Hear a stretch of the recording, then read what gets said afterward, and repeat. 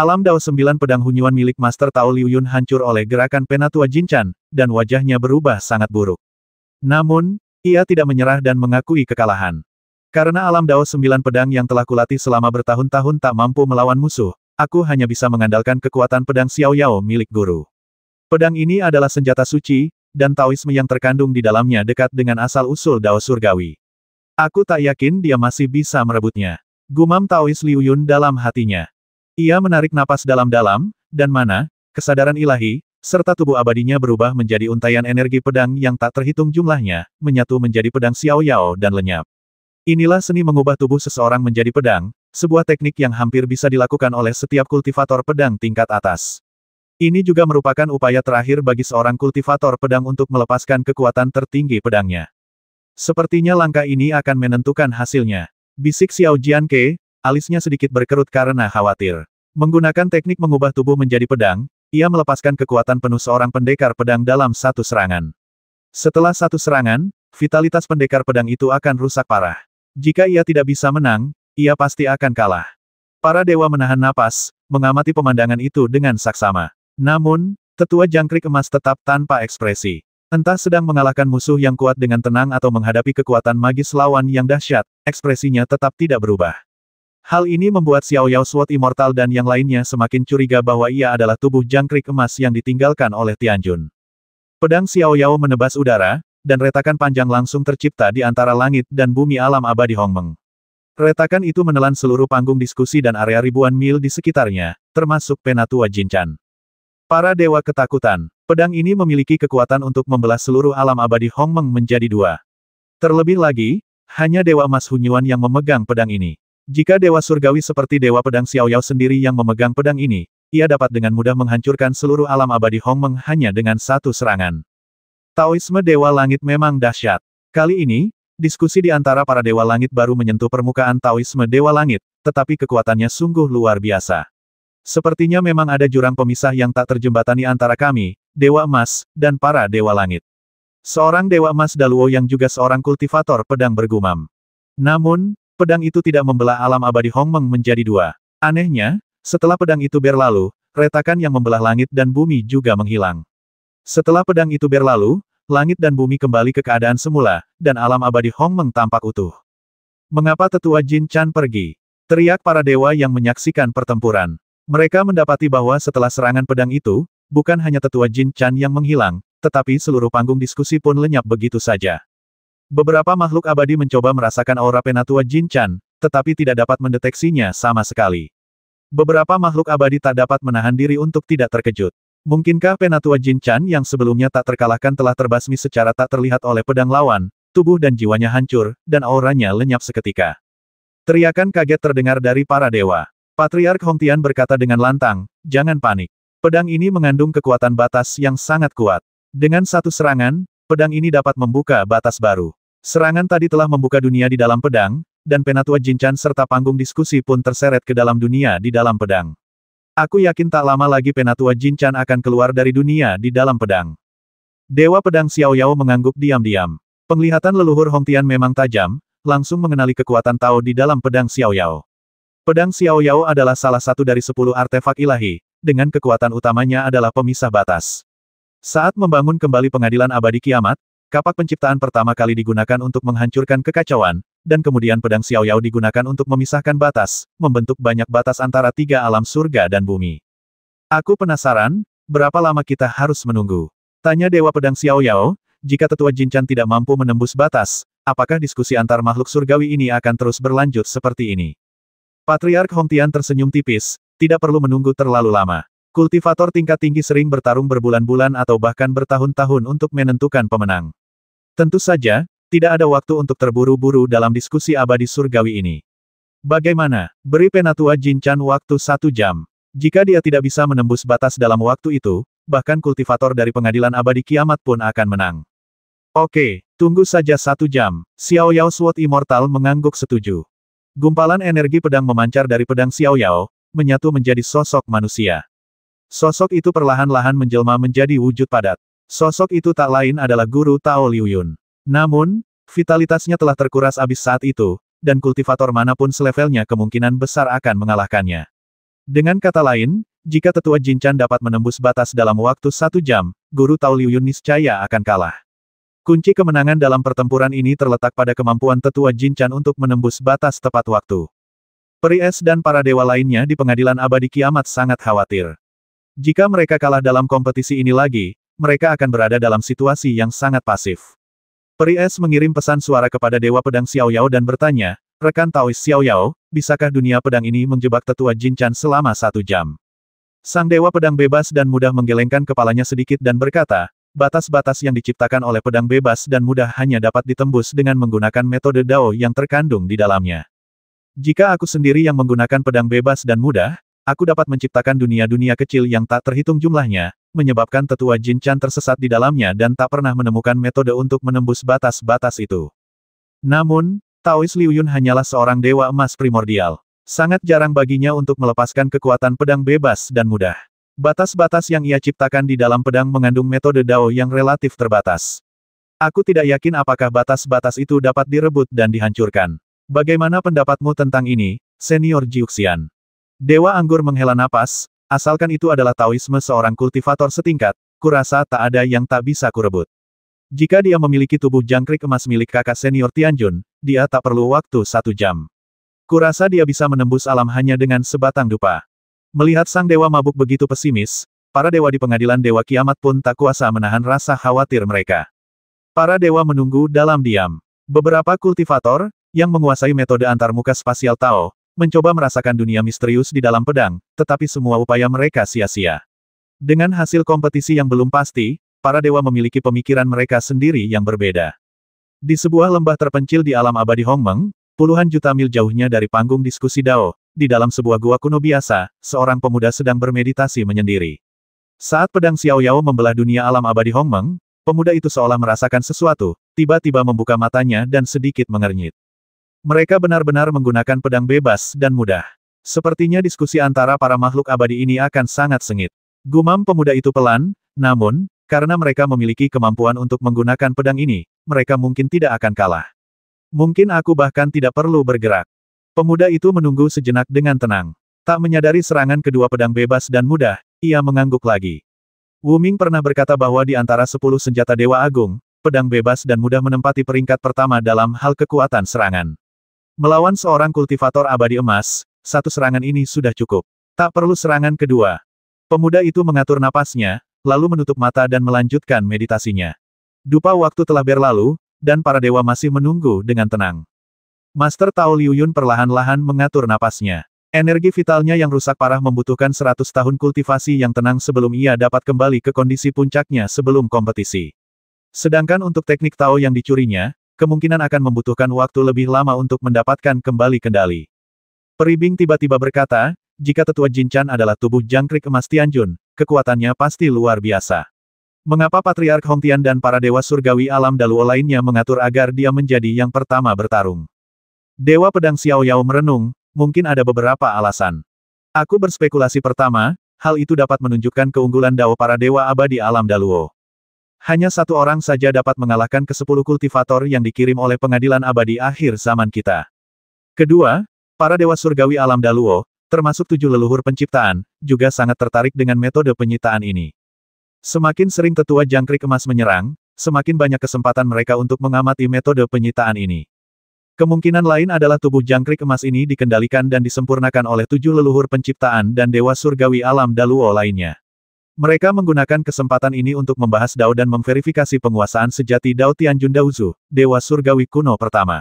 Apapun alasannya, di mata para dewa surgawi alam Daluo, tetua jangkrik emas ini tak terkalahkan di alam dewa emas.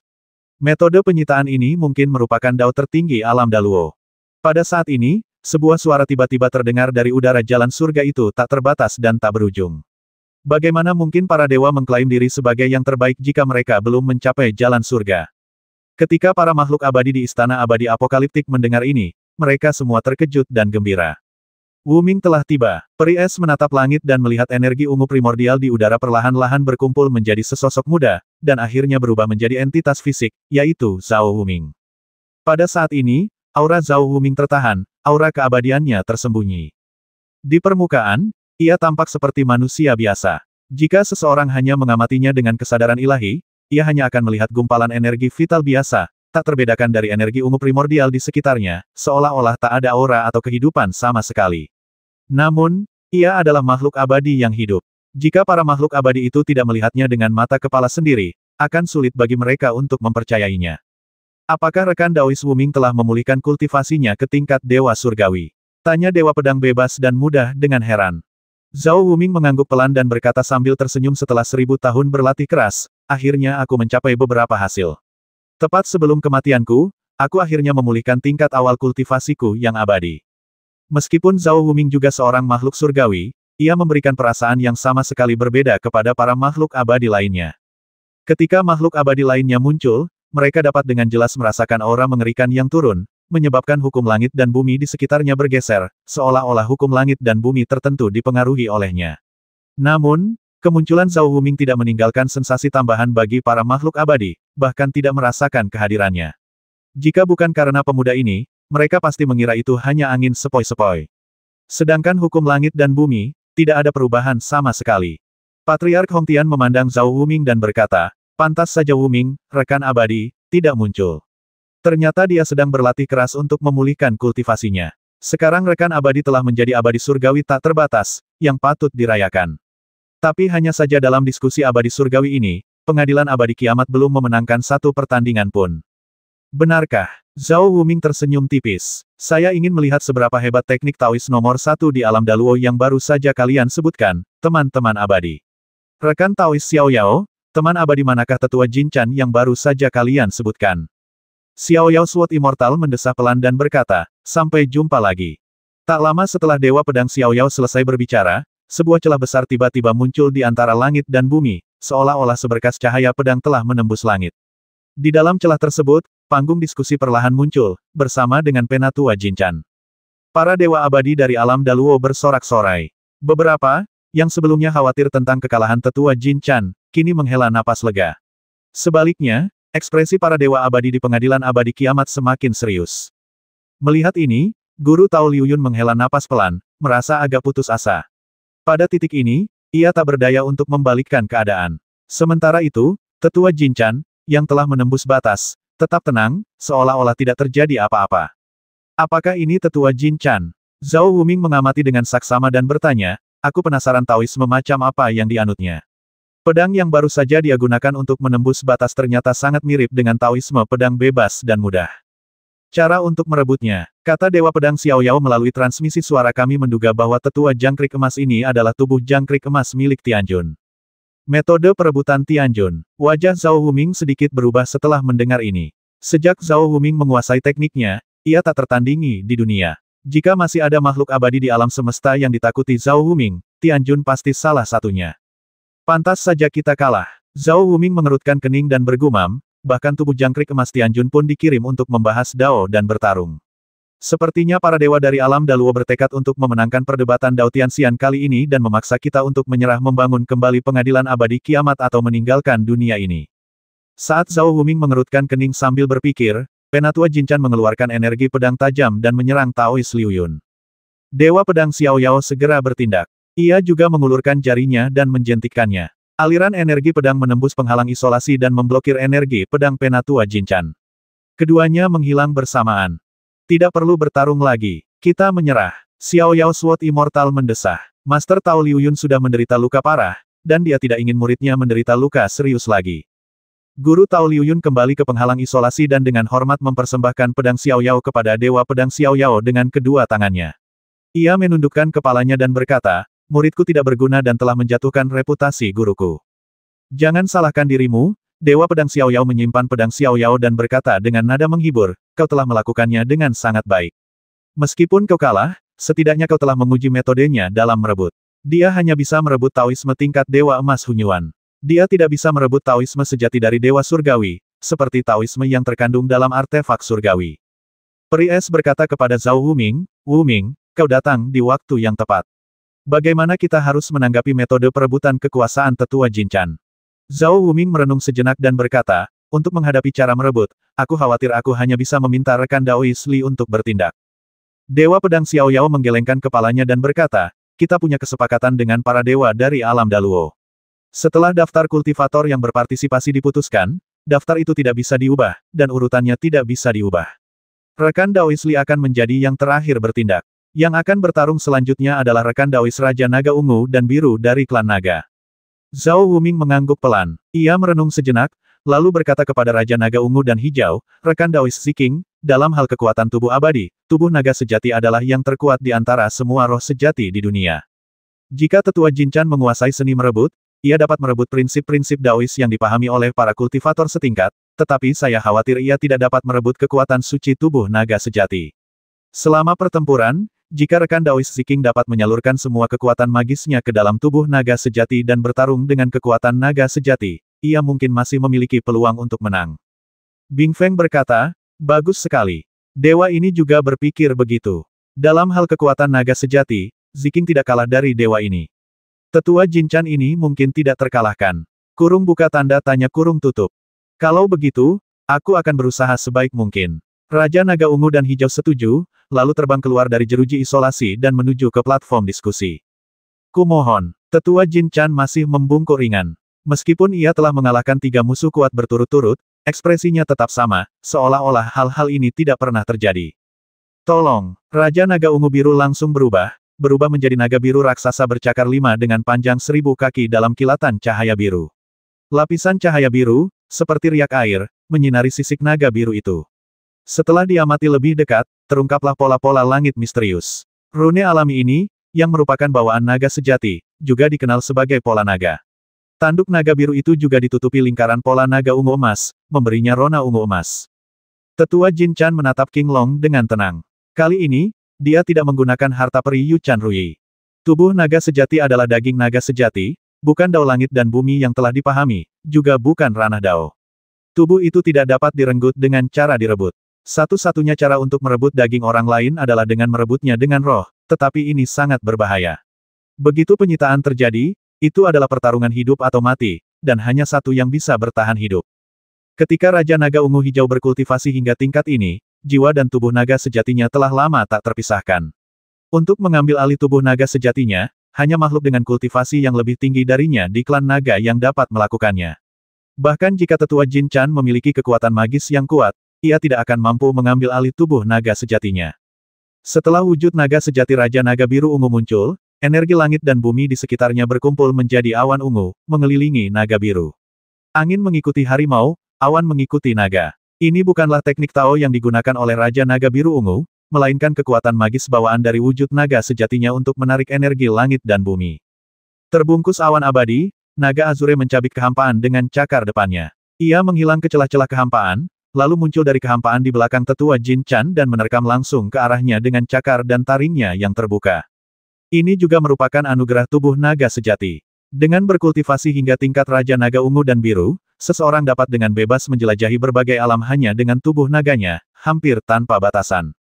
Inilah yang dimaksud dengan naga menjelajahi dunia.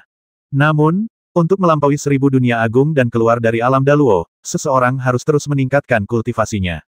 Setidaknya, mereka harus mencapai tingkat dewa surgawi, seperti naga ilahi angin es. Namun, tidak semua dewa surgawi memiliki kemampuan untuk keluar dari 1000 dunia agung asal mereka. Para dewa dari pengadilan abadi kiamat mampu mencapai alam Daluo terutama berkat teknik Taois Zhao Wuming yang hebat. Dari 13 dewa kiamat, tidak ada yang dapat melampaui 1000 dunia agung hanya dengan kekuatan pribadi. Kekuatan magis para makhluk abadi terutama terwujud dalam pemahaman mereka sendiri tentang Dao. Semakin kuat Dao, semakin besar pula kekuatan magisnya. Namun, tubuh fisik hanyalah tubuh yang membawa Dao. Meskipun dapat memberikan keabadian, kekuatan inherennya terbatas. Hanya segelintir roh sejati, seperti klan naga sejati, yang dapat melepaskan kekuatan magis dahsyat hanya melalui tubuh fisik mereka. Genggaman King Long tidak menggunakan sihir Tao apapun, tetapi menciptakan tekanan tak terlihat yang memenjarakan Tetua Jinchan dan area dalam radius 1000 kaki di sekitarnya. Cakar naga asli dapat merobek antar muka kehampaan, dan tentu saja juga dapat merobek tubuh Tetua Jinchan. Namun, tepat ketika cakar naga biru hendak jatuh, sosok Tetua Jinchan tiba-tiba menghilang tertiup angin. Naga biru hanya menangkap sedikit angin, sementara Tetua Jinchan muncul bersama angin di suatu tempat 100 mil jauhnya. Pelarian angin abadi, Xiao Yao Sword Immortal sedikit mengernyit. Selama ada energi vital langit dan bumi, energi itu bisa berubah menjadi angin sepoi-sepoi. Dimanapun ada angin sepoi-sepoi, seseorang bisa lolos bersama angin, praktis tanpa terpengaruh oleh segel apapun. Teknik pelarian angin tingkat tinggi ini dikabarkan merupakan kekuatan magis unik dari Patriark Lingtian. Salah satu dari 7 Patriark penciptaan. Namun, Penatua Jinchan benar-benar bisa melakukannya. Peribing menghela napas, Tetua Jinchan pasti telah menguasai Dao leluhur Lingtian. Dengan tingkat kultivasi Tetua Jinchan, akan sulit baginya untuk menguasai Dao seorang Dewa Surgawi.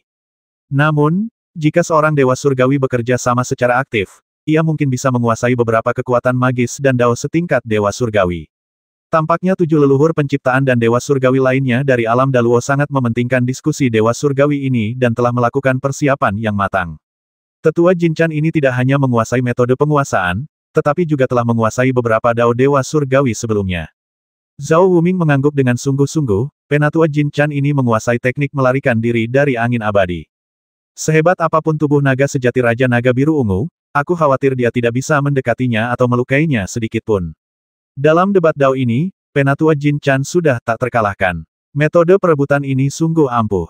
Setelah direbut, seseorang dapat menguasai kekuatan magis Daois baru, bukan hanya serangan balik sementara. Tianjun mengandalkan metode ini untuk menjadi orang abadi nomor 1 di alam Daluo. Memang ada alasannya. Naga Es mengerutkan kening dan berkata, apakah Raja Naga Ungu dan Hijau tidak punya peluang sama sekali? Zhao Wuming menggelengkan kepalanya. Raja Naga Ungu dan Hijau tidak berani melepaskan daunnya, dan Dao Tetua Jinchan begitu mendalam sehingga hasilnya sudah jelas. Setelah Tetua Jinchan menguasai Dao Dewa Surgawi, dia mungkin bahkan lebih kuat daripada klon Dewa Surgawi setingkat Dewa Emas Primordial. Terlebih lagi, klon Dewa Surgawi hanya memiliki sebagian Dao yang dipahami oleh tubuh asli Dewa Surgawi, sementara Tetua Jinchan, dengan penguasaan Dao-nya, dapat sepenuhnya memahami lebih banyak Dao dari banyak Dewa Surgawi. Kekuatannya hanya bisa digambarkan sebagai tak terduga. Bahkan jika rekan Daois Li ada di sini, dia belum tentu memiliki peluang untuk menang.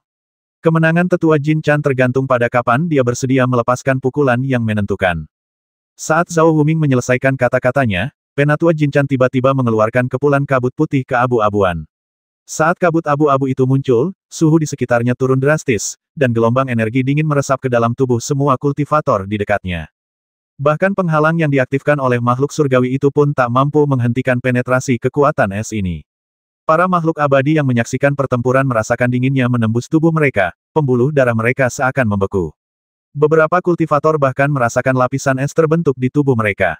Ketakutan, para makhluk abadi itu mengerahkan kekuatan magis pelindung mereka agar tidak membeku di tempat. Naga Biru, yang sedang bertarung dengan Tetua Jinchan, berada di pusat kekuatan es. Ia dihadang oleh kekuatan es terkuat. Darah naga yang mendidih di tubuh Naga Biru membeku seketika. Lapisan es terbentuk di setiap sisik naga, dan seluruh tubuh naga segera membeku menjadi naga es yang kaku. Sungguh kekuatan es yang mendominasi. Ekspresi Dewa Pedang Xiao Yao sedikit berubah. Peri es, bagaimana kekuatan es ini dibandingkan dengan teknik esmu? Peri es juga terkejut. Ia menggelengkan kepalanya pelan, masih ada jarak antara segel abadi milik dewa ini dan milikku. Tapi kalau kita bicara soal kekuatan es, jangkrik emas tetua ini sebenarnya tidak kalah dengan klon Han Yuan milik dewa ini, yang telah kubudidayakan selama ribuan tahun. Sepertinya dia mungkin telah menguasai teknik Taois dari seorang dewa surgawi yang ahli dalam teknik es dari alam Daluo. Zhao Wuming mendesah pelan, Penatua Jinchan ini telah menguasai teknik Dao Dewa Surgawi yang begitu mendalam. Bahkan jika dia tidak menggunakan metode untuk menguasainya di pertempuran berikutnya, teknik Dao yang telah dikuasainya sudah cukup untuk bersaing dengan kami, para klon Dewa Surgawi, dan bahkan sedikit melampaui kami. Dia telah memenangkan beberapa pertandingan berturut-turut sebelumnya, tetapi dia sebenarnya tidak mengerahkan seluruh kemampuannya. Yang dikhawatirkan Zhao adalah dia mungkin masih menahan diri dan belum menunjukkan kekuatan terkuatnya. Kalau begitu, bukankah itu berarti peluang kita untuk menang kecil? Xiao Yao Sword Immortal mengerutkan kening. Pantas saja 7 leluhur penciptaan dan Dewa Surgawi alam Daluo lainnya setuju untuk membahas Dao dengan kita, para Dewa Surgawi. Sepertinya mereka sudah lama mengetahui keberadaan Tetua Jinchan. Mereka sudah yakin akan menang dalam diskusi semacam ini dengan Dewa Surgawi tingkat Dewa Emas. Zhao Wuming menghela napas, saat ini, kita hanya bisa berusaha sebaik mungkin. Raja Naga Ungu dan Hijau sudah dikalahkan, jadi tidak perlu bertarung lagi. Rekan Taois mana yang akan bertarung selanjutnya? Itu rekan Daois Qiongqi, kata Xiao Yao Pedang Abadi. Zhao Wuming mengangguk pelan. Kekuatan penghancur dan kekacauan rekan Daois Qiongqi unik di dunia, dan berbeda dari metode Daois abadi biasa. Jika tetua Jinchan tidak bisa menguasai metode Daois ini, mungkin rekan Daois Qiongqi masih punya peluang untuk menang. Kurung buka tanda tanya kurung tutup. Tubuh naga sejati Raja Naga Ungu dan Hijau membeku, memaksanya untuk mengakui kekalahan. Penatua Jinchan memenangkan pertandingan lagi, yang keempat kalinya berturut-turut. Kemudian, seorang pria kekar berkulit keemasan gelap terbang keluar dari antara para dewa di pengadilan abadi kiamat dan mendarat di panggung diskusi. Ia menatap Penatua Jinchan sejenak dengan mata seperti lonceng tembaga, lalu tiba-tiba meraung, sosoknya berubah drastis dalam cahaya surgawi keemasan gelap. Dalam sekejap mata, seekor binatang raksasa muncul di hadapan para dewa. Itu adalah Qiongqi. Para makhluk abadi yang menyaksikan pertempuran itu langsung menyadari asal-usul Qiongqi, membuat mereka takjub. Banyak yang saling memandang dengan bingung. Qiongqi adalah salah satu dari 4 binatang purba, yang terkenal karena keganasannya di alam abadi kuno. Mereka pernah menimbulkan malapetaka sebelum ditindas oleh para makhluk abadi surgawi kuno. Sejak saat itu, keempat binatang itu perlahan-lahan menghilang dari dunia kultivasi abadi. Meskipun sesekali muncul kembali, mereka tidak lagi menimbulkan masalah. Namun, ketenaran mereka menyebar melalui banyak teks, tidak hanya menjangkau alam abadi tetapi juga banyak kultivator di alam bawah. Para dewa segera mulai membahas masalah ini. Seseorang berkata, Qiongqi adalah salah satu binatang buas dari alam Daluo. Bagaimana mungkin dia mewakili pengadilan abadi kiamat di forum surgawi abadi ini? Meskipun para dewa tidak tahu jawabannya, mereka menduga bahwa Qiongqi telah dijinakkan oleh para dewa dari pengadilan abadi kiamat, sehingga ia bersedia melayani mereka. Beberapa dewa bahkan mendengar beberapa rumor. Dikatakan bahwa Qiongqi sekarang adalah tunggangan seorang master tertentu di istana peri akhir zaman. Qiongqi mengabaikan formalitas kosong itu, dan langsung meraung, menyerbu ke arah tetua Jinchan. Jaraknya jelas puluhan mil dari tetua Jinchan, tetapi dengan satu lompatan, ia melintasi jarak itu, membuatnya tampak hanya beberapa puluh kaki jauhnya. Teknik menyusut langit, bisik seorang makhluk abadi dengan kemampuan serupa, pikirannya tergerak. Tidak seperti teknik menyusut langitnya, Qiongqi tampaknya tidak memerlukan mantra yang disengaja. Hanya dengan melangkah, kakinya secara alami menyusut dari langit ke bumi. Dengan menguasai teknik ini, seseorang dapat mencapai jarak ribuan atau bahkan puluhan ribu mil dalam satu lompatan, apalagi puluhan mil. Penatua Jinchan sekali lagi melepaskan kekuatan es yang menciptakan kabut putih keabu-abuan. Kabut itu mengembang dengan kecepatan yang luar biasa, dan semua yang dilewatinya membeku. Dalam sekejap mata, area dalam radius 100.000 mil berubah menjadi gunung es raksasa. Pada saat ini, Qiongqi juga membeku di gunung es, seperti Raja Naga Ungu dan Hijau belum lama ini, tubuhnya disegel oleh es. Tidak mungkin, salah satu dari 4 binatang buas kuno disegel hanya dengan satu gerakan. Apakah rumor kuno itu dibesar-besarkan? Para makhluk abadi terkejut. Tidak bisa dikatakan bahwa kekuatan magis Qiongqi tidak memadai, melainkan lawannya terlalu kuat. Sihir Tao tetua Jinchan ini begitu mendalam sehingga tak tertandingi oleh dewa emas lainnya sepertiku. Tepat ketika para dewa tercengang, tiba-tiba terdengar suara retakan dari gunung es. Retakan yang tak terhitung jumlahnya muncul di gunung es, dan sesaat kemudian, seluruh gunung es tiba-tiba runtuh dengan suara keras, hancur berkeping-keping menjadi gumpalan udara dingin yang menghilang di antara langit dan bumi. Inilah kekuatan runtuh, yang merupakan kekuatan magis bawaan Qiongqi. Belum lagi gunung es, bahkan formasi abadi yang kuat pun mungkin tidak mampu menjebak Qiongqi. Setelah Qiongqi menembus es, Penatua Jinchan segera mengaktifkan Ruyi Jangkrik Giok di tangannya. Kabut hitam menyembur keluar dari mulut Jangkrik Giok, menyebar ke segala arah dan menyelimuti Qiongqi. Semua makhluk abadi memahami bahwa kabut hitam ini adalah ranah Dao dari jalan perebutan. Sebelumnya, makhluk abadi seperti Nirvana dan Huoyun langsung dikalahkan saat bersendewa dengan kabut hitam ini. Para dewa dari pengadilan abadi kiamat tiba-tiba menjadi gugup, menyaksikan semua ini tanpa berkedip. Jika Penatua Jinchan dapat langsung merebut Dao Qiongqi, maka kontes Dao ini akan segera menentukan pemenangnya. Kabut hitam menyebar bersama energi vital langit dan bumi. Meskipun Qiongqi dikelilingi oleh lapisan cahaya abadi keemasan gelap, jelas tidak mampu mencegah kabut hitam menembus. Kabut hitam dengan cepat menyelimuti seluruh dunia, dan sosok Qiongqi pun terperangkap di dalamnya. Tiba-tiba, raungan dahsyat meletus dari kabut hitam, diikuti oleh lapisan-lapisan gelombang suara yang tampak beriak seperti riak air, gemuruhnya bergema hingga ratusan ribu mil jauhnya. Di bawah riak-riak ini, kabut hitam perlahan menghilang, sebagian berubah menjadi angin sepoi-sepoi, sebagian menjadi kobaran api, dan sebagian lagi seperti embun beku dan salju. Kabut hitam yang sama, yang menjelma menjadi berbagai sihir Tao dan kekuatan supernatural, menjadi kekacauan yang tak terelakkan. Jelas, ini bukan niat awal dari kekuatan gaib tetua Jinchan, dan Tetua Jin Chan tidak mampu mencegah terjadinya situasi kacau seperti itu. Dewa Pedang Xiao Yao sangat gembira kekuatan kekacauan Qiongqi memang sesuatu yang tidak dapat diambil dengan cara apapun. Dewa Anggur berkata, ini karena Tetua Jin Chan hanya berada di tingkat Dewa Emas Primordial. Metode perebutannya tidak terlalu canggih. Jika kakak senior Tianjun ada di sini, tentu saja dia bisa merebut metode kekacauan. Xiao Yao Sword Immortal mengangguk pelan dan berkata, tidak peduli apa, selama Tetua Jin Chan tidak dapat merebut Qiongqi Dao, Qiongqi akan memiliki peluang untuk menang. Dewa Anggur menggelengkan kepalanya dan mendesah, menurutku, kemungkinannya kecil. Jika Tetua Jangkrik Emas ini benar-benar tubuh jangkrik emas milik kakak senior Tianjun, maka dia tahu betul kelemahan Qiongqi, dan bahkan lebih tahu cara menghadapi Qiongqi daripada dirimu. Kelemahan apa? Xiao Yao Sword Immortal terkejut. Ia hendak meminta klarifikasi ketika situasi tiba-tiba berubah. Alam Dao Kabut Hitam, yang telah dihancurkan oleh kekuatan kacau Qiongqi, direbut kembali oleh Penatua Jin Chan. Kemudian, Penatua Jin Chan menangkupkan kedua tangannya dan melepaskan mantra yang tampaknya sederhana. Mantra ini berubah menjadi petir hitam setebal jari yang melesat dan menyambar Qiongqi. Kekuatan magis semacam itu tampak sangat biasa di permukaan. Burung spiritual limuran, Xiao Lei, dapat dengan mudah mengeluarkan ribuan mantra guntur emas yang kekuatannya tak kalah dari petir hitam ini, dan Qiongqi dapat menangkalnya satu persatu. Namun, menghadapi petir hitam ini, Qiongqi sangat ketakutan. Ia mencoba menghindarinya dengan teknik menyusutkan langit, tetapi tidak berhasil. Cahaya keemasan pelindung di tubuhnya dan sisik emas gelap yang keras di tubuhnya tidak mampu menghalangi petir hitam tersebut, dan akhirnya ia tersambar langsung ke tubuhnya oleh petir hitam tersebut. Dengan tubuh Qiongqi yang ganas, ia bahkan mampu menahan 1000 sambaran petir sekuat ini. Namun, setelah disambar petir hitam ini, Qiongqi justru meraung memilukan dan langsung berguling-guling di udara, tampak sangat kesakitan.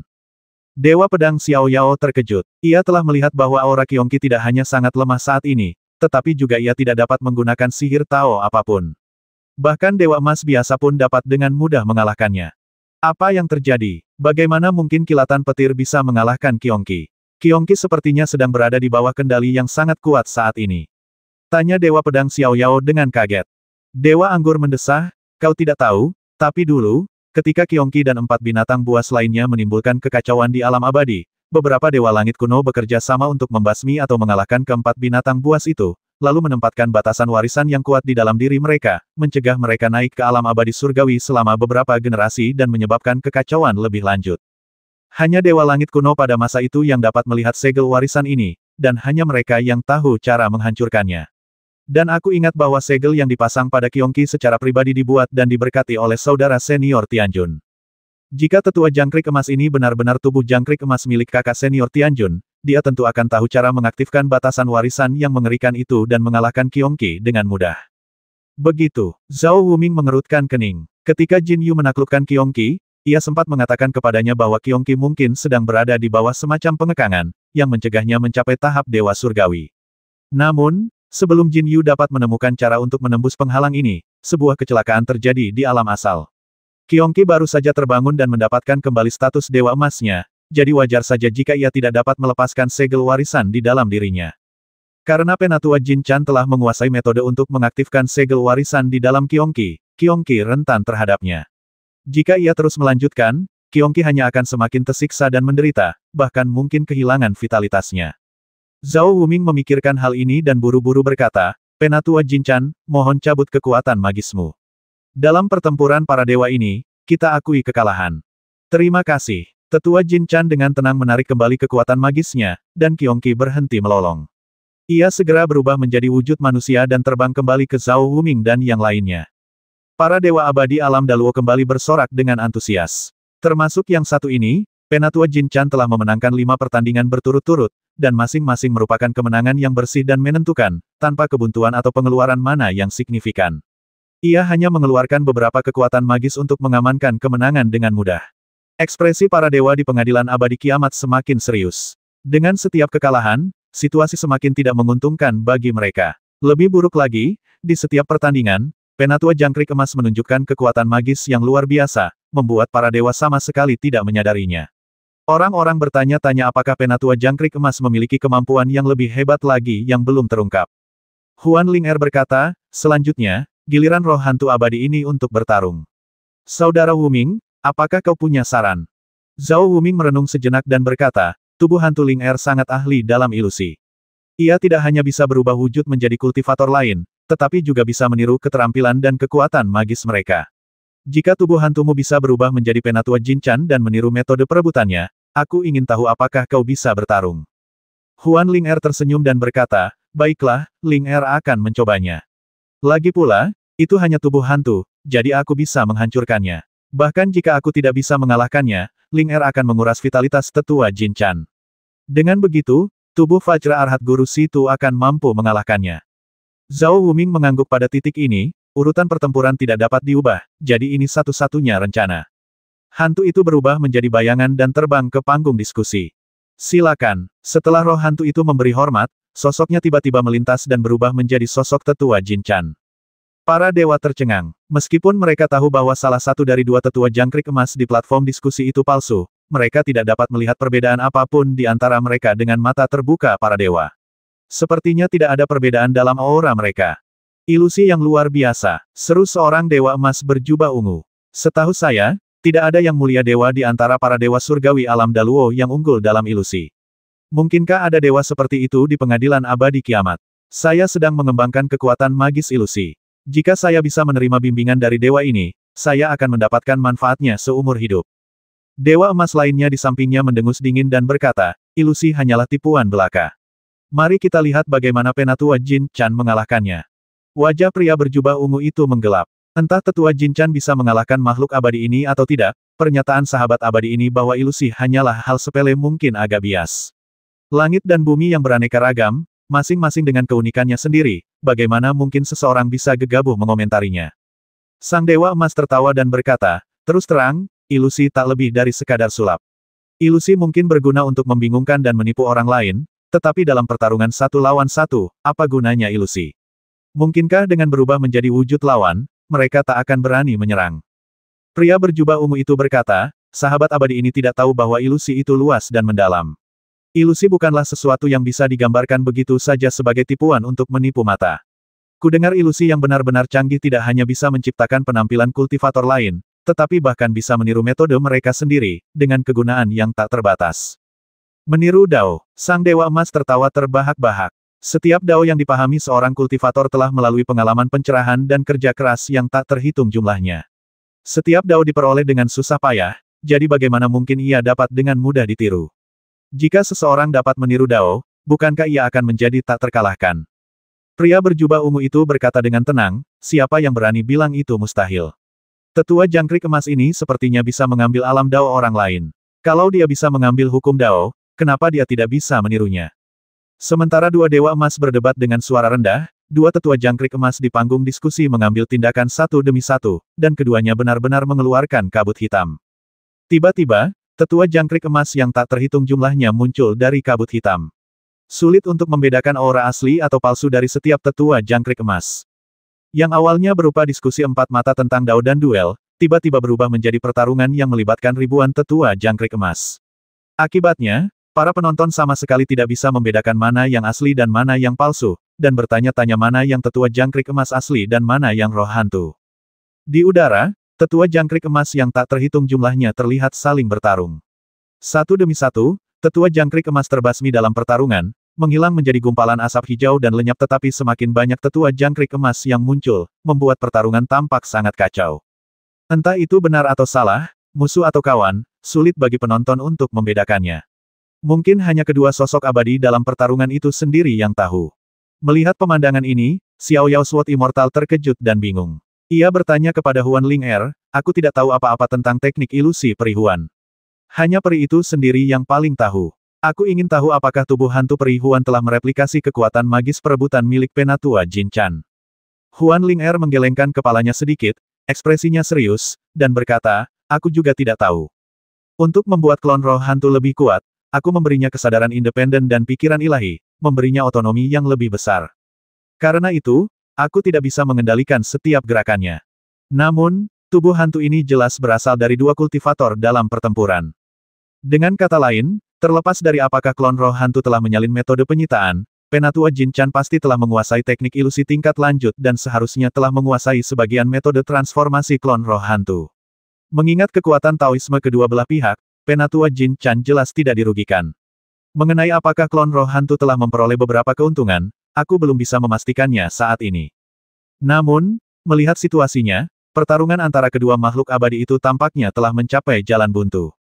Untuk saat ini, keduanya tidak dapat sepenuhnya melenyapkan tubuh hantu lawan, juga tidak dapat menemukan tubuh asli lawan dan memberikan pukulan terkuat. Akhirnya, situasi ini dapat diterima oleh kita. Selama kita terus bertarung seperti ini selama 3 hingga 5 hari, bahkan jika klon roh hantu itu akhirnya dikalahkan, itu akan sangat menguras energi spiritual tetua Jin Chan, meletakkan fondasi untuk kemenangan berikutnya. Setelah banyak tetua jangkrik emas bertarung satu sama lain untuk beberapa saat, separuh dari mereka tiba-tiba berubah menjadi cahaya halus dan lenyap, sedangkan separuhnya lagi berubah menjadi roh hantu.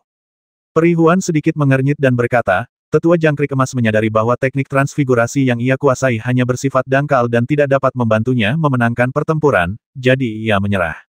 Huanling juga menyadari bahwa ia tidak dapat meniru teknik transfigurasi lawan, dan tidak ada gunanya terus bertransformasi menjadi wujud lawan, jadi ia pun mengungkapkan wujud aslinya. Mendengar ini, hati Xiao Yao Sword Immortal tergerak dengan kata lain, kedua dewa ini tidak bisa lagi menggunakan trik untuk menang. Mereka harus mengandalkan beberapa keterampilan bertarung yang kuat dan bersaing langsung. Perihuan mengangguk seharusnya begitu. Bagus. Kata Dewa Pedang Xiao Yao. Dalam 5 pertandingan sebelumnya yang kita kalahkan, tetua Jin Chan menang langsung dengan memanfaatkan kemampuan lawan atau menang mudah dengan memahami kelemahannya. Para sahabat abadi yang mewakili pengadilan abadi kiamat tidak memiliki kesempatan untuk menunjukkan kekuatan magis mereka yang sesungguhnya dan bersaing langsung dengannya. Dalam pertandingan ini, tidak ada pihak yang bisa secara langsung memanfaatkan atau meniru Taois melawan. Setidaknya kita memiliki kesempatan yang lebih adil untuk bersaing dengan tetua Jin Chan. Salah satu klon hantu mengeluarkan cincin giok seukuran telapak tangan dan melemparkannya. Dalam semburan cahaya hijau, cincin giok itu terbang ke udara, tiba-tiba berubah menjadi cincin giok identik yang tak terhitung jumlahnya. Klon hantu yang ada di mana-mana mengulurkan tangan dan meraih cincin giok satu persatu. Setiap klon hantu memegang tepat satu cincin giok. Ini adalah artefak surgawi kelahiran perihuan, cincin awan ilusi. Meskipun bukan salah satu dari 10 artefak dewa, cincin ini tetap merupakan harta karun setingkat artefak surgawi. Makhluk setingkat dewa emas akan kesulitan menggunakan artefak surgawi seperti ini, tetapi karena ini adalah tubuh roh hantu perihuan yang telah dikultivasi selama bertahun-tahun, ia cukup mampu menggunakannya. Berbeda dengan 10 artefak besar, artefak cincin awan fantasi surga ini tidak ada hubungannya dengan pembangunan kembali pengadilan abadi kiamat, dan kualitasnya juga lebih rendah daripada 10 artefak besar, tetapi dalam pertempuran di tingkat abadi emas, itu masih cukup untuk menjadi kunci penentu kemenangan atau kekalahan. Sekelompok klon roh hantu mengorbankan cincin awan hantu di tangan mereka. Cincin giok ini menghilang ke dalam kehampaan, tetapi sesaat kemudian, mereka tiba-tiba muncul di sekitar Penatua Jin Chan, seperti tali kuat yang melilit erat tubuh Penatua Jin Chan. Pada saat ini, energi pedang yang luar biasa tiba-tiba melonjak keluar dari tubuh Penatua Jin Chan. Energi pedang itu berubah menjadi ribuan cahaya pedang, memotong semua cincin giok yang mengikat tubuhnya. Energi pedang ini terdiri dari 9 helai, 9 pedang Hunyuan, dan samar-samar membawa sedikit kekuatan ki pedang Xiao Yao. Master Tao Liu Yun, yang sedang menyaksikan pertempuran, mengerutkan kening dan merasa semakin tertekan ketika melihat Penatua Jin Chan menggunakan sihir Tao-nya sendiri untuk mematahkan belenggu cincin Huanyun. Namun, cincin giok yang pecah itu tidak hancur total. Cincin-cincin itu berkumpul kembali di udara, membentuk cincin giok raksasa yang jatuh ke arah Penatua Jin Chan. Momentum yang dibawa cincin giok ini sungguh menakjubkan. Bahkan sebelum mendarat, panggung diskusi di bawahnya sudah hancur oleh tekanan tak terlihat yang dibawanya. Ekspresi Penatua Jin Chan tetap tidak berubah. Ia mengayunkan telapak tangannya ke udara, melepaskan kekuatan telapak tangan yang dahsyat yang mengumpulkan energi langit dan bumi di sekitarnya, membentuk jejak telapak tangan ungu emas raksasa yang mengarah ke cincin raksasa itu. Bang! Dengan suara memekakkan telinga, cincin raksasa itu hancur oleh kekuatan telapak tangan dan berubah menjadi cincin giok yang tak terhitung jumlahnya, kembali ke tangan para klon hantu. Ekspresi perihuan sedikit berubah saat ia bergumam, ini mustahil. Meskipun cincin Huanyun bukanlah harta karun yang dikenal karena kekuatan serangannya, itu tetaplah senjata surgawi. Namun, dia menghancurkannya hanya dengan satu telapak tangan. Sang Dewa Anggur mendesah, ini bukan kekuatan telapak tangan biasa. Ini adalah segel telapak pembelah langit, kekuatan magis yang membuat seorang dewa kuno dari alam Daluo terkenal di masa mudanya. Saat itu, saudara senior Tianjun menguasai sihir Tao dari banyak dewa kuno. Tetua Jin Chan ini seharusnya mampu melakukan banyak dari mereka. Begitu, perihuan mengangguk pelan. Penatua Jin Chan ini menguasai teknik Taois yang dimiliki banyak makhluk abadi. Sepertinya mengalahkannya dalam satu pukulan mustahil. Kita hanya bisa perlahan-lahan menghabiskan vitalitas dan kekuatan spiritualnya. Sejumlah klon hantu melepaskan cincin giok mereka dalam serangan bertubi-tubi terhadap tetua Jin Chan. Beberapa cincin giok berubah menjadi tali untuk menjerat tetua Jin Chan, sementara yang lain berkumpul menjadi cincin raksasa untuk menghantam lawan mereka. Klon-klon itu muncul dan menghilang di mana-mana, seolah-olah bukan hanya satu orang yang bertarung, melainkan puluhan juta kultivator. Penatua Jin Chan merapal mantra untuk menangkal kekuatan magis ini. Gerakannya semulus air mengalir, menunjukkan bahwa ia masih memiliki kekuatan yang tersisa. Sesekali ia membalas dengan beberapa energi pedang tajam, menyerang salah satu klon hantu. Klon-klon itu akan menghilang seperti gelembung, tetapi klon baru akan segera muncul. Pendeta Tao Liuyun mengangguk pelan dan berkata, sepertinya tetua Jin Chan tidak dapat mendeteksi keberadaan tubuh roh hantu senior Huan Xianxi. Dia hanya membasmi beberapa klon hantu. Peri Huan menggelengkan kepalanya dan berkata, rekan abadi Liuyun salah. Tetua Jin Chan sudah mengenali lokasi tubuh asli. Setiap kali dia menyerang, itu adalah tubuh asli. Namun, klon hantuku agak istimewa. Hanya dengan satu pikiran, tubuh asliku dapat muncul atau berpindah ke dalam salah satu dari mereka. Dengan kata lain, selama tetua Jin Chan tidak dapat membasmi mereka semua dalam satu serangan, dia tidak dapat benar-benar mengancam roh hantu. Pertempuran ini akan berlanjut sampai salah satu pihak kehilangan vitalitasnya secara drastis dan menunjukkan kelemahannya. Pertempuran berlangsung cukup lama, tidak ada pihak yang berhasil mengalahkan lawan. Huan Ling berniat mempertahankan kebuntuan ini. Dalam pertarungan sebelumnya, ia tidak mendapatkan keuntungan apapun atas tetua Jin Chan, juga tidak memiliki kesempatan untuk mengalahkannya dalam satu pukulan. Namun, jika ia terus berlarut-larut, ia akan sangat menguras vitalitas dan kekuatan spiritual tetua Jin Chan. Bahkan jika ia kalah, penantang berikutnya, Master Situ, akan memiliki peluang besar untuk menang dengan tubuh Vajra Arhatnya. Namun, Penatua Jin Chan jelas tidak ingin melanjutkan penipisan ini. Setelah beberapa kali gagal menyerang wujud asli roh hantu, ia tiba-tiba mengubah tekniknya, melepaskan semburan Daoxuan Gangfeng, menyegel kekosongan di sekitarnya lapis demi lapis. Namun, Penatua Jin Chan segera menyadari bahwa pengekangan ini tidak dapat mencegah wujud asli roh hantu berpindah-pindah di antara berbagai klon hantunya. Penatua Jin Chan mencoba beberapa jurus lagi, tetapi tetap tidak dapat benar-benar menyerang wujud asli roh hantu. Kultivator biasa mungkin akan sedikit berubah ekspresinya ketika menghadapi situasi sesulit itu. Namun, ekspresi Penatua Jin Chan tetap tenang dan acuh tak acuh, tanpa perubahan apapun. Setelah jurus pertamanya gagal, ia mengubah tekniknya lagi dan mengeluarkan bola perunggu dari lengan bajunya. Mutiara Dongtian, wajah peri anggur berubah lagi. Senior, apakah kamu mengenali harta karun ini? Tanya Peri Huan penasaran, aku belum pernah mendengar nama harta karun ini. Dewa Anggur mengangguk pelan, sudah lama aku tidak melihat harta karun ini. Mutiara Gua Surga, yang dapat melihat rahasia surga, adalah artefak surgawi milik rekan Daois He, seorang dewa surgawi kuno yang ahli dalam ramalan.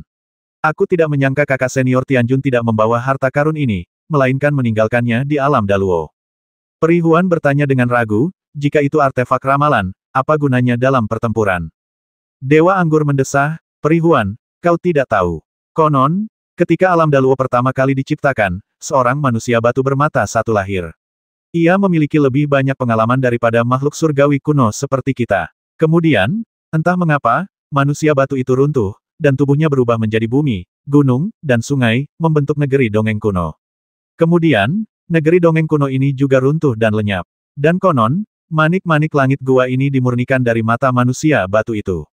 Mutiara Dongtian tidak hanya dapat digunakan untuk ramalan, mengetahui masa lalu dan meramal masa depan, tetapi juga dapat membedakan yang benar dari yang salah. Semua penyamaran akan diubah menjadi wujud aslinya di bawah Mutiara Dongtian.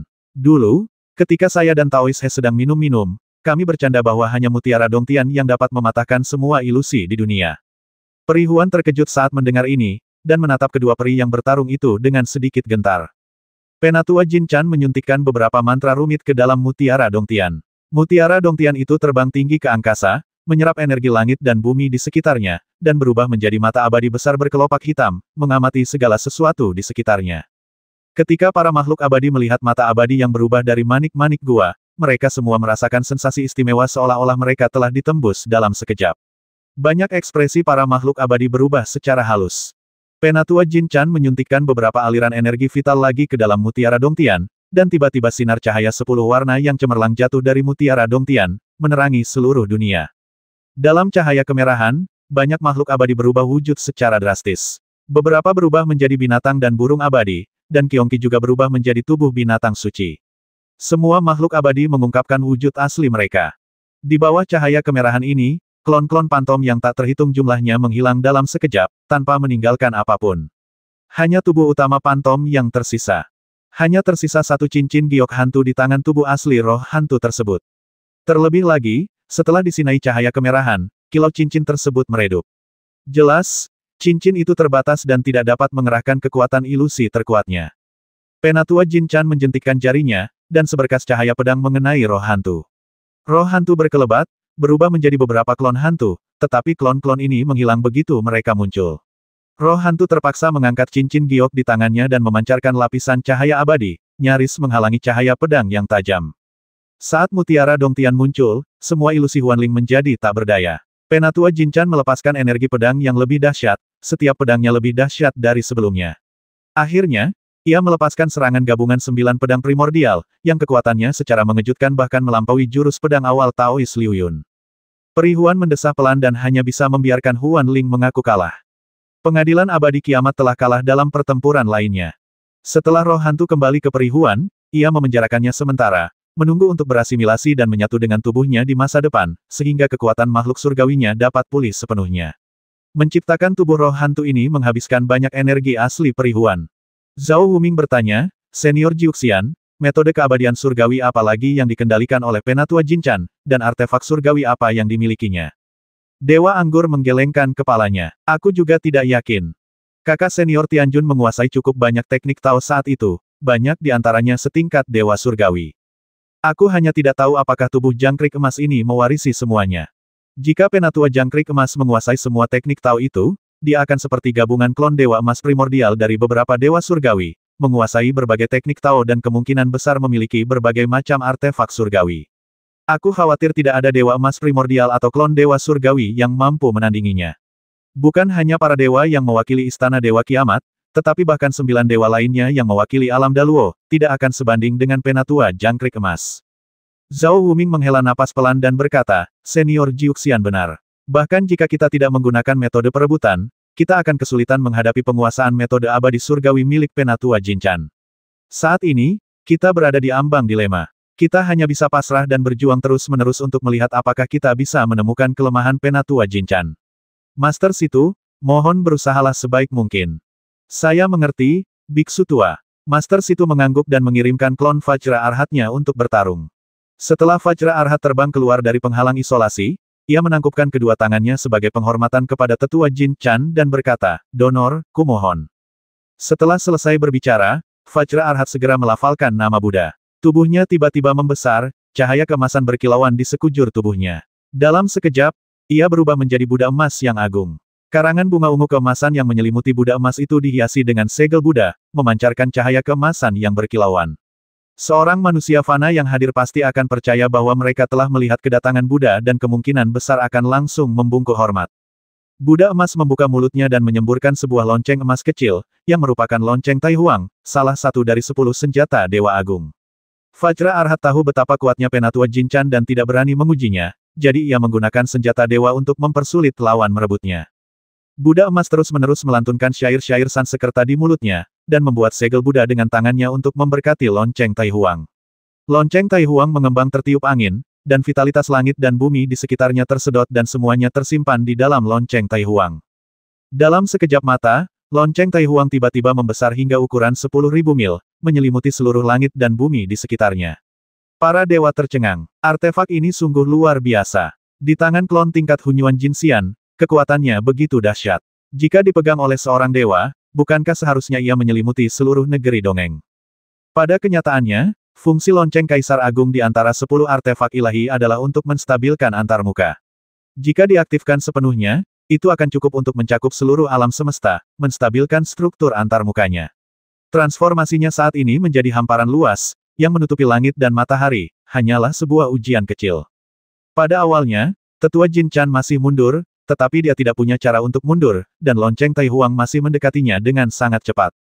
Seiring mundurnya Penatua Jin Chan, ukuran lonceng Tai Huang terus membesar, hingga akhirnya mencapai ukuran 1.000.000 mil.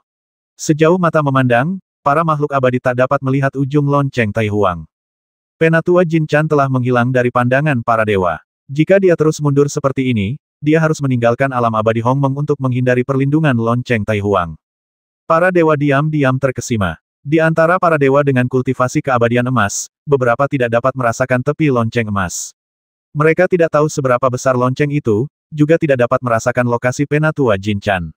Namun, para dewa surgawi secara alami dapat merasakan hal-hal ini. Xiao Yao Sword Immortal sedikit mengernyit dan berkata, "Rekan Immortal Hong Tian, apakah tetua Jin Chanmu hanya menghindari tantangan? Dia sudah meninggalkan panggung diskusi. Jika dia mundur keluar alam abadi Hongmeng, bukankah kita harus mencari tempat lain untuk berdiskusi tentang Dao dengan para dewa surgawi?" Patriark Hong Tian tersenyum tipis. Sahabat Xiao Yao, jangan khawatir. Jika tetua Jin Chan meninggalkan alam abadi Hongmeng, dia akan dianggap pecundang. Begitu Patriark Hong Tian selesai berbicara, sosok Penatua Jin Chan tiba-tiba muncul dengan kilatan cahaya abadi di dekat tubuh Vajra Arhat Guru Situ, tepat di bawah lonceng Tai Huang. Lonceng Kaisar Agung langsung turun dari langit, menyelimuti area seluas 1.000.000 mil persegi. Tetua Jin Chan juga terbungkus di dalam lonceng. Amitabha, Vajra Arhat melantunkan mantra, merentangkan jari-jarinya membentuk segel Buddha, dan memukul lonceng Kaisar Agung. Lonceng Kaisar Agung menyusut dengan cepat, langsung mengembang hingga 1.000 kaki. Layaknya Buddha emas, Vajra Arhat duduk bersila di atas lonceng, menaklukkan tetua Jin Chan di dalamnya. Para dewa yang menyaksikan pertempuran itu tetap berada di luar lonceng.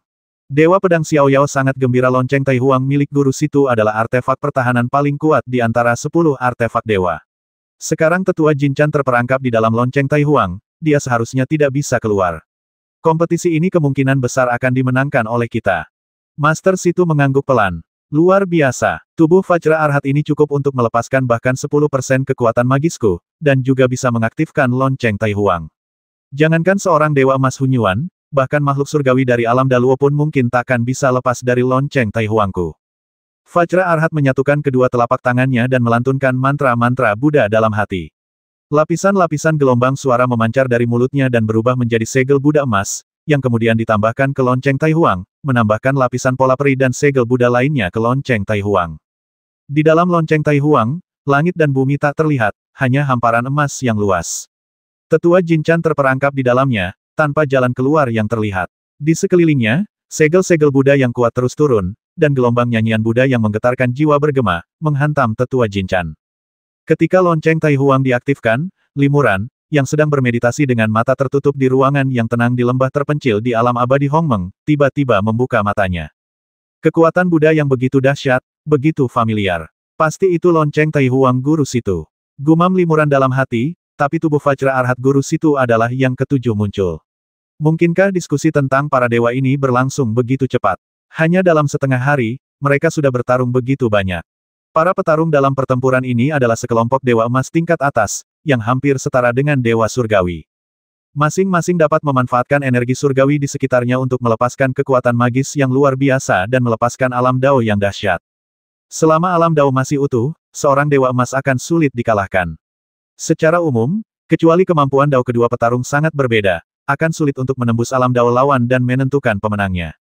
Bukan hal yang aneh bagi dua dewa emas primordial tingkat atas untuk bertarung berhari-hari, bermalam-malam, atau bahkan berbulan-bulan, untuk menentukan pemenangnya. Hari ini adalah hari pertama diskusi para dewa surgawi tentang Dao. Setengah hari telah berlalu ketika dewa ketujuh yang mewakili pengadilan abadi kiamat, Master Situ, telah bertindak dalam wujud Vajra Arhatnya dan menggunakan artefak suci, lonceng Tai Huang. Ini sungguh tidak biasa dan jauh melampaui ekspektasi Limuran.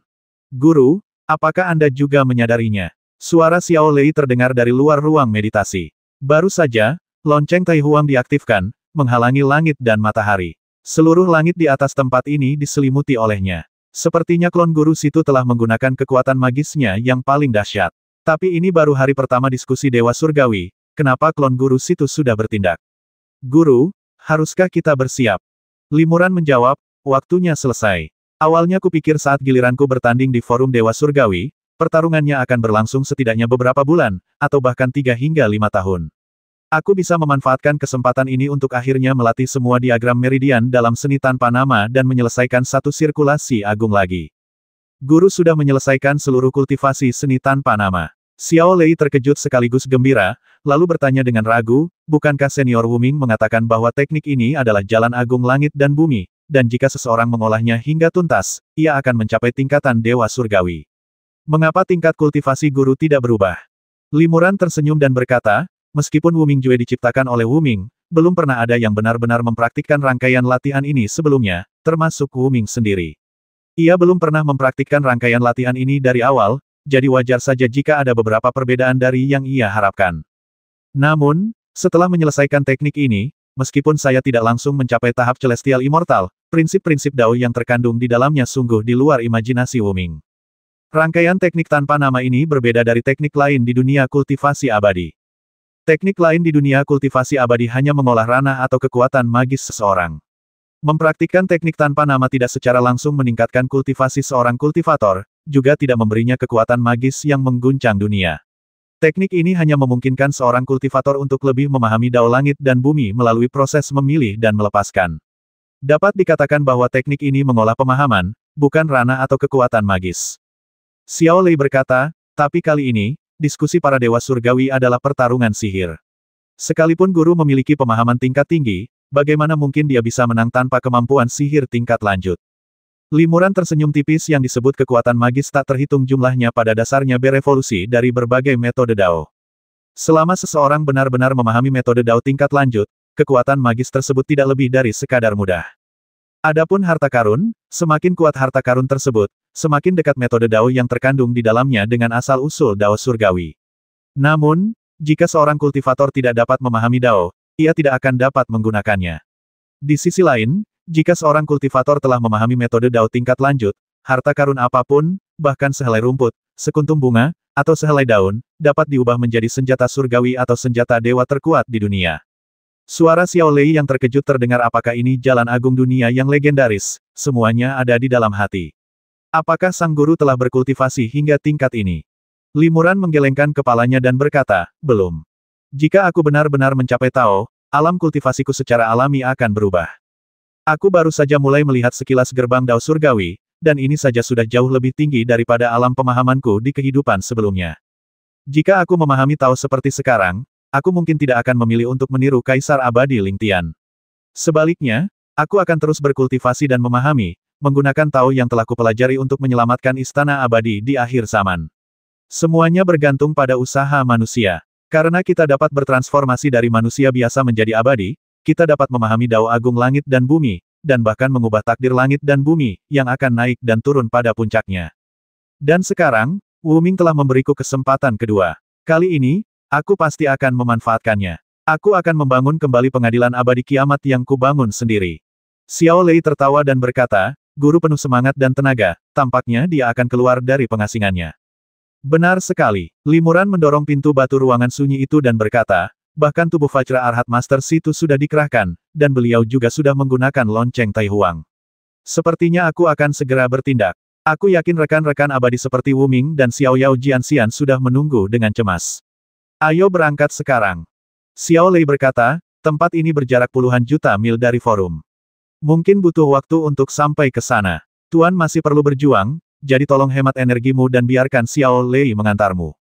Tidak perlu, kata Limuran sambil tersenyum. Sejauh apapun jaraknya, itu hanyalah evolusi hukum ruang angkasa. Mungkin tampak jauh bagimu, tetapi di hatiku, itu hanya sepelemparan batu. Sambil berbicara, Limuran mengulurkan tangan dan meraih salah satu lengan Xiao Lei, menjepit jari-jarinya dengan tangan yang lain. Ia memejamkan mata, ekspresinya tenang, seolah merasakan sesuatu. Sesaat kemudian, ia membuka mata dan menjentikkan jarinya. Seberkas cahaya mengalir dari ujung jarinya dan menghilang ke dalam kehampaan. Segera setelah itu, pusaran energi vital berukuran 100 kaki muncul di kehampaan di atas gua. Pusat pusaran itu dikelilingi oleh energi ungu Hongmeng, yang berubah menjadi cahaya ungu dan jatuh ke dalam gua di bawahnya, tepat menyelimuti Limuran dan Xiao Lei. Keduanya langsung menghilang di balik awan ungu. Sesaat kemudian, pusaran energi vital tiba-tiba muncul di udara dekat panggung diskusi. Seberkas cahaya memancar dari pusat pusaran tersebut, dan di saat yang sama, dua sosok muncul di dalam pusaran cahaya tersebut. Mereka adalah Limuran dan Xiao Lei. Melihat para kultivator di sekitarnya dan Master Buddha Vajra Arhat bertarung, Xiao Lei terkejut dan berkata, Guru, teknik melarikan diri macam apa ini? Bagaimana Anda bisa mencapai jarak sejauh itu dalam sekejap? Limuran tersenyum tipis. Ini adalah teknik melarikan diri ciptaan sendiri. Teknik ini bisa dianggap sebagai pemahaman Dao ruang. Selama ada energi vital langit dan bumi, aku bisa mencapai ruang itu dengan merasakan kehadirannya. Teknik melarikan diri ini adalah salah satu kekuatan magis yang kupahami setelah menyelesaikan latihan seni tanpa nama. Sebut saja pelarian tanpa nama. Namun, teknik melarikan diri tanpa namaku masih perlu banyak perbaikan. Saat ini, aku hanya bisa berteleportasi dan terbang di dalam negeri peri yang sama.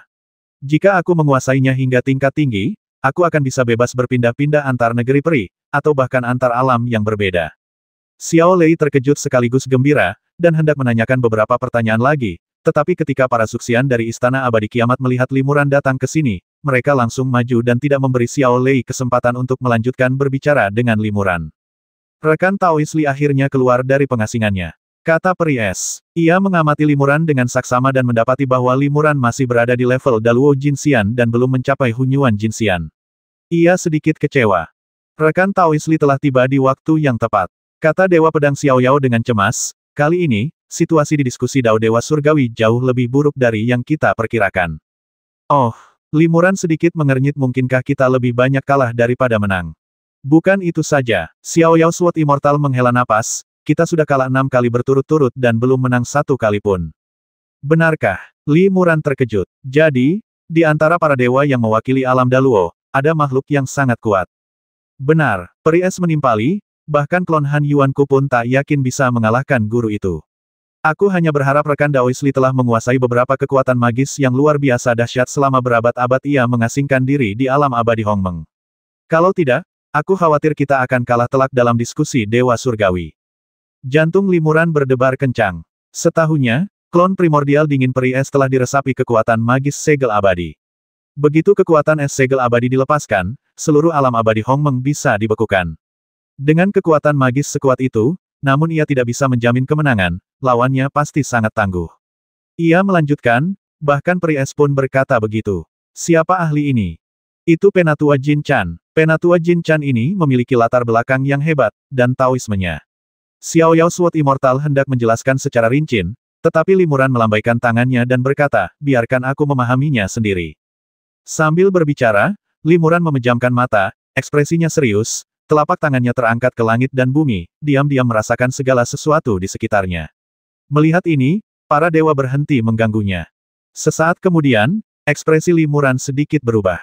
Tanpa membuka mata, ia berkata, cara merebutnya. Dia sebenarnya pewaris Tianjun. Para dewa terkejut mendengar ini dan saling memandang dengan bingung. Dewa Pedang Xiao Yao berkata dengan heran, tepat sekali. Tapi dia bukan penerusnya. Kemungkinan besar dia Tianjun sendiri. Ini adalah tubuh jangkrik emas yang tertinggal setelah jiwanya terbang meninggalkan alam Daluo. Aku mengerti. Limuran mengangguk pelan dan membuka matanya. Harta karun macam apa manik bundar berbentuk mata dewa yang langsung menghancurkan ilusi tubuh roh peri Huan itu. Itu mutiara surga gua. Itu harta karun seorang dewa langit Daluo dari alam Daluo yang gugur di tangan Tianjun. Dewa Pedang Xiao Yao terkejut sekaligus gembira, lalu bertanya, bagaimana rekan Daois Li bisa tahu begitu banyak? Limuran tersenyum tipis, semua yang terjadi di sini tercatat dalam Yuan Qi Langit dan Bumi. Selama kita dengan cermat merasakan perubahan Yuan Qi Langit dan Bumi, kita dapat menentukan apa yang sebenarnya terjadi belum lama ini. Aku sudah memiliki pemahaman umum tentang kekuatan magis tetua jangkrik emas ini. Kau benar-benar bisa menyimpulkan peristiwa masa lalu hanya dengan merasakan energi vital langit dan bumi. Sang abadi mabuk terkejut. Menyimpulkan masa lalu, bukankah ini teknik ramalan yang sangat canggih? Namun, metode ramalan biasanya membutuhkan token sebagai panduan. Tapi rekan Daois Li tidak membutuhkan harta apapun, dan bisa menyimpulkan segalanya hanya dengan energi vital langit dan bumi. Limuran tersenyum dan berkata, kekuatan sihirku jauh dari mampu memprediksi segalanya. Ramalan juga merupakan semacam hukum langit dan bumi. Esensinya adalah hukum sebab akibat. Ramalan hanyalah menggunakan hukum langit dan bumi yang diketahui untuk menyimpulkan sebab dari akibatnya, atau memprediksi akibat dari sebab. Inilah yang disebut menyimpulkan masa lalu dan memprediksi masa depan. Aku hanya bisa menyimpulkan peristiwa-peristiwa besar yang terjadi baru-baru ini. Aku tidak berdaya untuk peristiwa-peristiwa yang terjadi lebih baru. Dewa Pedang Xiao Yao berkata, karena rekan Daois Li sudah mengetahui kekuatan magis tetua Jin Chan, aku tidak akan bicara lagi. Namun, kita tidak perlu terlalu khawatir. Lagi pula, kompetisi ini masih berlangsung. Terlebih lagi, tubuh Vajra Arhat Master Situ memiliki kekuatan magis yang luar biasa. Beliau segera menggunakan lonceng Tai Huang untuk menekan Tetua Jinchan di dalam lonceng emas. Tetua Jinchan diperkirakan akan kesulitan melarikan diri. Selama kita memenangkan pertandingan ini, mungkin 9 Dewa Abadi Alam Daluo yang mengikuti tidak akan menjadi masalah. Limuran mengangguk dan menatap dengan tenang ke arah lonceng Tai Huang dan patung Buddha emas yang duduk bersila di atas lonceng Tai Huang. Buddha emas berdiri diam seperti gunung, dan lonceng emas tetap tak bergerak. Limuran menoleh ke Zhao Wuming dan berkata, "Wuming, kau akhirnya mendapatkan kembali kultivasi keabadian surgawimu. Namun, tampaknya kultivasi keabadian surgawimu telah dikembangkan di kehidupan sebelumnya. Kau belum sepenuhnya menghilangkan kekuatanmu dan mulai berlatih Wuming Jue dari awal." Zhao Wuming mengangguk. "Aku khawatir para dewa di alam Daluo akan berubah pikiran, jadi aku ingin sekali memulihkan kultivasi abadiku. Waktu hampir habis, jadi aku tidak bisa memulai dari awal. Apakah latihan Wuming Juemu berjalan lancar?" Limuran tersenyum dan berkata, "Semuanya berjalan lancar. Tapi, rahasia tanpa namamu belum selesai. Nanti akan ada konten lanjutan." Zhao Wuming mengangguk lagi. Dao agung itu tak berujung. Tak ada akhir untuk teknik apapun. Metode Dao yang telah kupahami dan teknik yang telah kuciptakan telah mencapai batasnya. Jika masih ada jalan yang lebih panjang di depan, itu akan bergantung pada rekan Daois Li untuk menciptakan dan menyempurnakannya selangkah demi selangkah. Di bawah bimbingan mula aku menciptakan Wuming Jue saat itu. Sekarang, hanya kau yang telah mempraktikkan teknik ini, dan hanya kau yang dapat terus menyempurnakannya. Kemunculan limuran juga menarik perhatian para dewa yang menyaksikan pertempuran, dan banyak orang saling berbisik. Para dewa sangat penasaran dengan identitas Daluo Jinxian yang sederhana ini, yang tiba-tiba muncul saat ini, mengejutkan para dewa di Istana Abadi Kiamat dan bergegas menyambutnya. "Dia adalah Li Xianyu," kata Xiao Jianke lembut. "Dia adalah orang abadi terakhir yang mewakili pengadilan abadi kiamat." Buddha emas, yang telah bertransformasi dari tubuh Vajra Arhat, duduk di atas lonceng Tai Huang, sekokoh gunung. Pertempuran ini telah berlangsung selama setengah jam, tetapi tampaknya tidak terjadi apa-apa. Meskipun Tetua Jinchan bertarung sengit dengan berbagai kekuatan magis Buddha di dalam lonceng Tai Huang, para dewa yang menyaksikan pertempuran itu tidak dapat melihat atau merasakan apapun karena artefak di antara mereka, dan pemandangannya pun agak canggung. Dewa Pedang Xiao Yao tak kuasa menahan diri untuk bertanya kepada Patriark Hongtian, "Rekan-rekan abadi alam Daluo, Tetua Jinchan terjebak di dalam lonceng emas dan kemungkinan besar takkan bisa kabur dalam waktu dekat. Bagaimana hasil kompetisi ini akan ditentukan? Jika Tetua Jinchan tak bisa kabur bahkan setelah 3-5 bulan, apakah kita harus menunggu di sini 3-5 bulan lagi?" Patriark Hongtian berkata, "Kita batasi 1 hari. Jika Tetua Jinchan mampu melepaskan diri dari artefak luar biasa ini, dia akan bergerak dalam 1 hari. Dengan kata lain, jika dia tidak bisa melepaskan diri dalam 1 hari, kecil kemungkinannya dia akan bisa melepaskan diri di masa mendatang. Setelah 1 hari, jika lonceng emas masih menjebak Tetua Jinchan, maka dia akan dianggap kalah." Pernyataan ini sangat adil. Xiao Yao Jianxian dan yang lainnya mengangguk, dan kedua belah pihak mencapai kesepakatan. Tubuh Vajra Arhat Guru Situ masih stabil, dan perhatian para dewa di pengadilan abadi akhir zaman lebih terfokus pada limuran yang baru saja muncul, dan mereka bertanya tentang wawasannya dalam kultivasi selama bertahun-tahun. Limuran berkata, "Setelah mencapai alam abadi emas, saya telah menyelesaikan semua diagram meridian dalam Wuming Jue yang diciptakan oleh Wuming. Namun, saya menyadari bahwa masih banyak yang perlu ditingkatkan dalam Wuming Jue." Xiao Yao Sword Immortal terkejut. Wuming sangat yakin dengan teknik ini, mengklaim bahwa itu adalah hasil dari pemahamannya seumur hidup tentang Dao Surgawi. "Kami semua berpikir bahwa dengan menyempurnakan teknik ini, seseorang dapat maju ke alam Celestial Immortal, atau setidaknya mencapai puncak alam Primordial Golden Immortal. Aku tidak menyangka rekan Daois Li sudah menguasainya di alam Daluo Golden Immortal. Apakah dia mengembangkan kemampuan luar biasa setelah menyelesaikannya?" Limuran tersenyum dan berkata, "Teknik ini tidak disertai kekuatan magis untuk bertarung, tetapi teknik ini memungkinkan saya untuk memiliki pemahaman yang jauh lebih mendalam tentang Dao Agung Langit dan Bumi. Saya telah memperoleh banyak wawasan selama bertahun-tahun, dan jika saya mendapat kesempatan untuk bertarung, tentu saja saya akan menunjukkannya kepada kalian, para makhluk abadi." Setelah limuran muncul, diskusi antara Tetua Jinchan dan Master Buddha Vajra Arhat berlanjut dengan damai selama lebih dari setengah jam. Hanya sesekali terdengar suara bahasa Sanskerta dan kilatan cahaya kemasan, hingga tiba-tiba terdengar suara ledakan keras dari lonceng Tai Huang. Keributan ini menggetarkan jiwa para dewa yang menyaksikan, dan Tetua Jangkrik Emas, yang terperangkap di dalam lonceng emas, akhirnya melancarkan serangan balik. Beberapa tarikan napas kemudian, dentuman keras lainnya terdengar, dan pada saat yang sama, beberapa segel Buddha emas di permukaan lonceng Kaisar Agung hancur berkeping-keping menjadi bintik-bintik kecil cahaya kemasan. Kemudian, dentuman keras itu berlanjut, dengan interval hanya beberapa tarikan napas. Setiap kali dentuman, sebagian besar segel Buddha di permukaan lonceng Kaisar Agung hancur. Buddha emas yang duduk di atas lonceng emas segera mempercepat nyanyian mantra Buddha, dan segel Buddha muncul dari mulut atau telapak tangan Buddha emas, melekat pada lonceng Tai Huang, memberkati lonceng Tai Huang dengan segel Buddha. Namun, kecepatan Buddha emas memberkati segel Buddha tidak sebanding dengan kecepatan hancurnya segel Buddha tersebut. Segel Buddha runtuh lapis demi lapis, dan akhirnya, setelah setengah jam, segel Buddha di permukaan lonceng Tai Huang telah lenyap sepenuhnya. Ekspresi Master Situ serius. Saya tidak tahu kekuatan magis apa yang digunakan Tetua Jinchan, tetapi yang pasti lebih kuat daripada tubuh Vajra Arhat saya. Saya telah menghancurkan kekuatan magis segel Vajra Buddhanya. Namun, untungnya, lonceng Tai Huang tidak dapat dihancurkan. Bahkan tanpa restu dari segel Vajra Buddha, kemungkinan besar itu cukup untuk menjebak Tetua Jinchan. Suara-suara keras terus terdengar dari lonceng Kaisar Agung, masing-masing terdengar menakjubkan. Namun, terlepas dari segel Buddha Vajra yang hancur, lonceng Kaisar Agung tetap stabil dan tak berubah. Lebih lanjut, Buddha emas di atas lonceng terus memobilisasi energi surgawi di sekitarnya, menyebarkan lapisan-lapisan segel Buddha Vajra ke lonceng. Meskipun segel-segel ini cepat hancur, selama serangan Tetua Jinchan melambat, lapisan-lapisan tersebut akan memberikan perlindungan tambahan bagi lonceng. Para makhluk abadi tak kuasa menahan diri untuk tidak merasa takjub. Kekuatan magis Penatua Jinchan sungguh dahsyat, telah meninggalkan kesan mendalam pada mereka selama beberapa diskusi para makhluk abadi surgawi sebelumnya. Suara keras itu jelas merupakan hasil dari Penatua Jinchan yang menggunakan kekuatan magis yang dahsyat untuk mematahkan belenggu lonceng emas batas.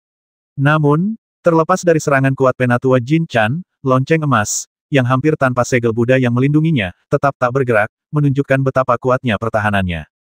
Hal ini masih terjadi ketika lonceng emas belum sepenuhnya aktif. Jika digunakan di tangan Master Situ, saya khawatir hanya sedikit makhluk abadi di alam Daluo yang akan dapat lolos darinya. Suara-suara keras terus terdengar, dan waktu perlahan berlalu. Suara itu berlangsung selama lebih dari 2 jam, dan lonceng Kaisar Agung tetap stabil. Namun, ekspresi para dewa di Istana Abadi Kiamat perlahan-lahan berubah serius. Kekuatan magis Penatua Jangkrik Emas ini sungguh luar biasa. Gumam Master Situ. Dia terjebak di dalam lonceng Tai Huang, tak mampu memobilisasi energi primordial eksternal langit dan bumi, sehingga kekuatan magis yang dilepaskannya semuanya didasarkan pada kekuatan magisnya sendiri. Untuk dapat menghancurkan segel Vajra Buddha, pastilah dibutuhkan kekuatan magis yang dahsyat, kemungkinan besar menggunakan artefak surgawi yang luar biasa. Sangat jarang seorang kultivator abadi emas primordial bisa mengaktifkan kekuatan artefak surgawi begitu saja, karena setiap penggunaan menghabiskan mana yang sangat besar, sehingga tak bisa dipertahankan. Namun, Penatua Jangkrik Emas ini mampu mempertahankannya begitu lama, mempertahankan serangan berintensitas tinggi. Bang! Suara keras lainnya terdengar, dan wajah para dewa di pengadilan abadi kiamat sedikit berubah, karena suara ini sedikit berbeda dari yang sebelumnya, dan ada beberapa suara yang tercampur di dalamnya. Sebuah retakan muncul di lonceng Kaisar Agung. Master Situ terkejut. Ia tertegun dan tak percaya apa yang terjadi di depan matanya. Harta karun apa yang digunakan Penatua Jinchan untuk memecahkan lonceng Kaisar Agung? Seharusnya itu palu pembelah langit. Bisik Dewa Mabuk. Aku pernah menyaksikan kekuatan palu pembelah langit sebelumnya. Dulu, makhluk surgawi kuno sepertiku menganggapnya sebagai artefak terhebat di zaman kuno. Itu sudah bertahun-tahun yang lalu. Kupikir harta ini sudah lama lenyap ke alam Daluo bersama kakak senior Tianjun. Aku tak pernah menyangka benda ini akan muncul kembali di alam kultivasi dewa. Zhao Wuming sedikit mengernyit. Karena ini artefak kuno nomor 1 di alam Daluo, kekuatannya seharusnya setara dengan lonceng Tai Huang. Namun, aku tak pernah menyangka akan ada dewa emas Hunyuan di alam Daluo yang mampu melepaskan kekuatan artefak sedemikian rupa. Amitabha, Buddha emas yang duduk di atas lonceng emas tiba-tiba mengubah mantranya. Dengan suara nama Buddha, tubuhnya perlahan-lahan berubah menjadi sinar keemasan yang tak terhitung jumlahnya dan berubah menjadi segel Buddha Vajra yang tak terhitung jumlahnya, memberkati lonceng Tai Huang. Lapisan perlindungan yang lebih kokoh segera muncul pada lonceng Tai Huang, dan retakan itu langsung diperbaiki dengan berkah dari sejumlah besar segel Buddha, dan keadaannya seperti baru lagi. Luar biasa, Guru Situ mendesah, tubuh Vajra Arhatku telah terurai menjadi tubuh Buddha, menyatu dengan lonceng Tai Huang, menambah kekuatan Buddhanya. Inilah satu-satunya cara untuk mencegah kerusakan pada lonceng Tai Huang. Setelah Buddha emas berubah menjadi segel Buddha dan memberkati lonceng Tai Huang, meskipun suara keras terus terdengar, lonceng Tai Huang tidak rusak sama sekali. Hanya saja, segel Buddha di permukaannya perlahan-lahan kehilangan kekuatannya. Dewa Pedang Xiao Yao berkata, Kalau begini terus, lapisan terakhir segel Buddha ini pada akhirnya akan tertembus. Semuanya tergantung mana yang tertembus lebih dulu, atau apakah kekuatan sihir tetua Jin Chan habis lebih dulu.